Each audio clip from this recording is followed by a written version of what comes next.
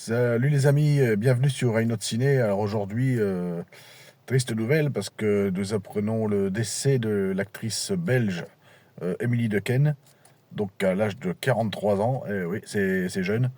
Donc elle avait un cancer depuis 2023, si je dis pas de bêtises. Et donc c'était un cancer qui touchait les glandes surrénales. Alors c'est un cancer rare qu'elle avait.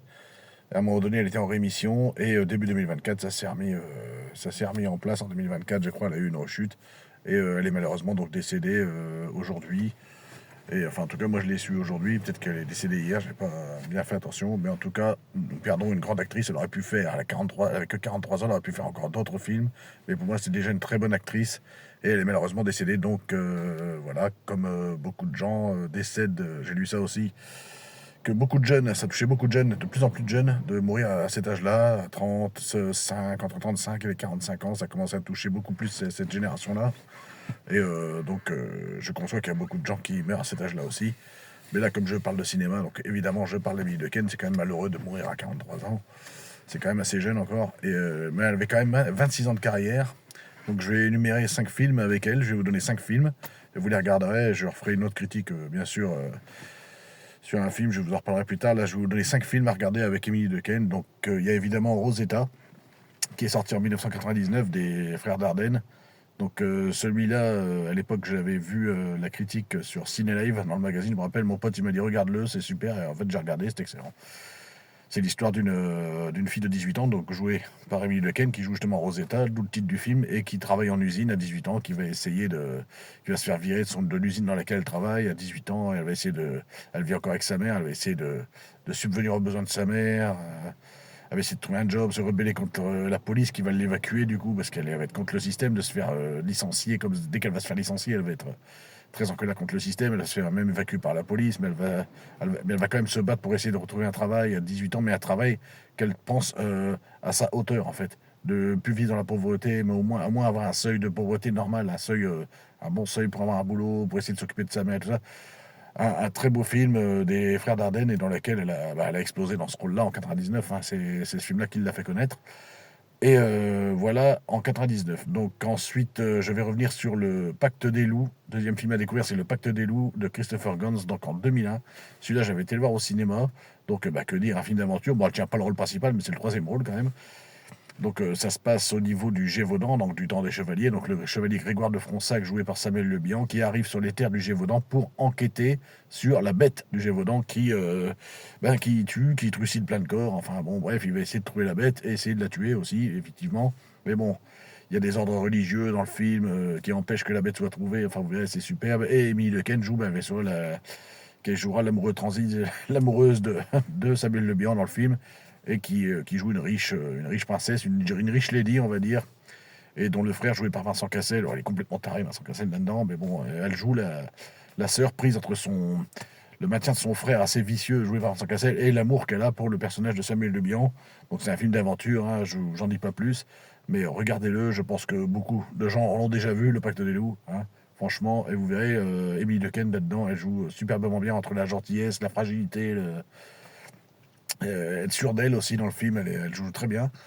Ensuite, un troisième film que je peux vous conseiller, c'est La Meute. Alors, c'est un petit film d'horreur français. La Meute, ça paye pas de mine, mais c'est un bon petit film d'horreur qui était pas mal, avec Émilie Dequesne et Yolande Moreau. Et il y a aussi Benjamin Biolay dans le film, je crois, et Philippe Naron d'ailleurs.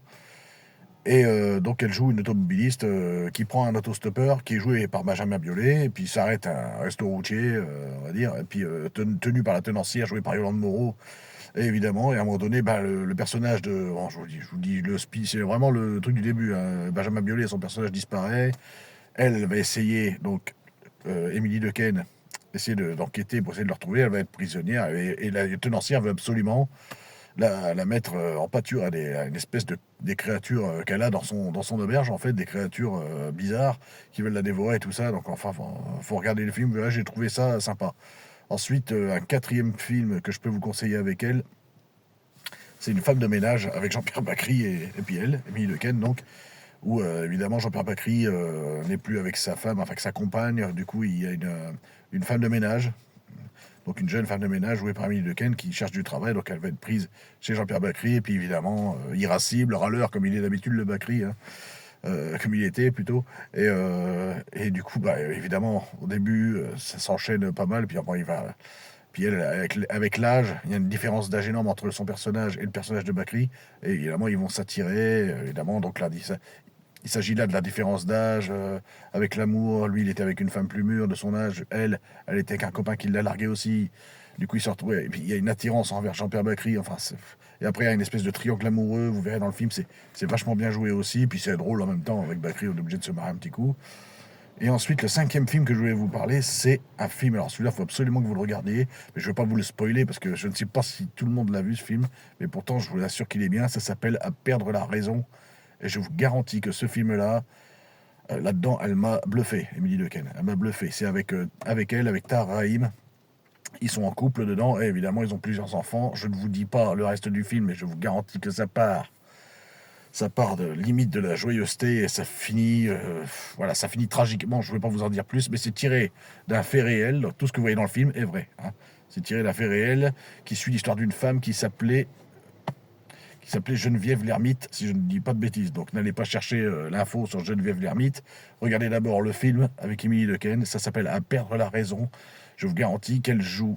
Je peux vous garantir qu'elle passe de la joyeuseté. Elle est joyeuse dans le film à limite à être glaçante, quoi, limite dans le film. Et je vous jure que là, elle m'a scié, quoi. Émilie Dequesne, elle m'a littéralement scié, quoi.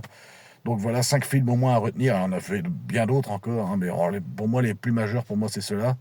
Même s'il y en a d'autres, mais quelle bonne comédienne, quoi. Puis oui, belle comédienne et bonne comédienne. Dommage qu'elle nous ait quittés si tôt, à 43 ans. En tout cas, elle aurait bien sûr pu nous faire encore d'autres films. Elle n'avait que 43 ans, donc je le répète. C'est encore assez jeune. Elle pouvait encore nous offrir beaucoup plus de films, mais quand même, en 26 ans de carrière, elle nous en a offert pas mal. Et voilà, donc condoléances, hommage à elle et à sa famille.